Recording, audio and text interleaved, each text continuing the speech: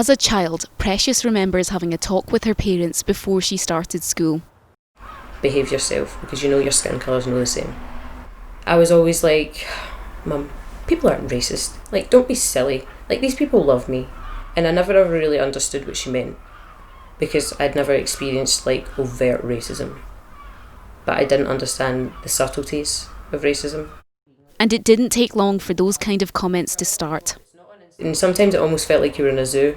Do you know what I mean? Like, if you're the only black person in a class and you've got your afro out, which is your natural hair, your God-given hair, you can't do anything about that, and you have a class of 29 other white people crowded around you going, can I touch your hair? Can I touch your hair?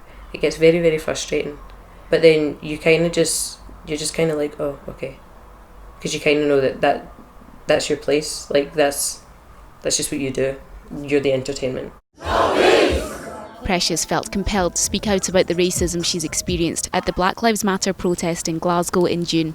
It was organised following the death of George Floyd in the United States.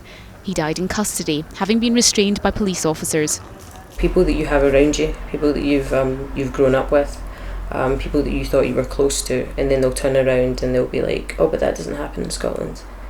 And it almost kind of makes you wonder. It's like, you can be so close to me but not see something that I go through every day because it's silent, you know. And for a lot of black people, racism is almost as regular as drinking a cup of tea, you know. So they're not going to wake up every day and tell you, oh, I had a cup of tea this morning, because it happens every day.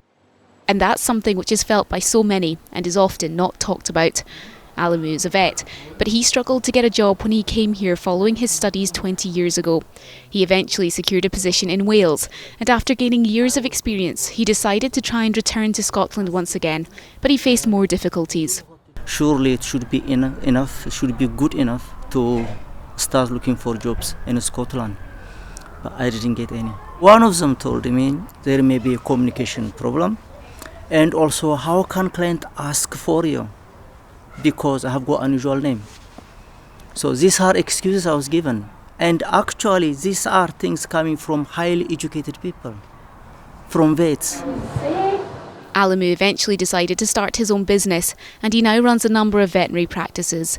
Because of those experiences, he's felt he's had to prove himself to others, and his achievements have inspired his daughters. These instances of racism have been rare in his life, but he still worries for their futures. It is a question of time and in what form it will come, but it will come. They are going to be experienced. So all I can do as a parent is make them aware of the problem. It's not a position he or any parent would ever want to be in, but it's a reality for Alemu and so many still in Scotland. Susan Rippall, STV News.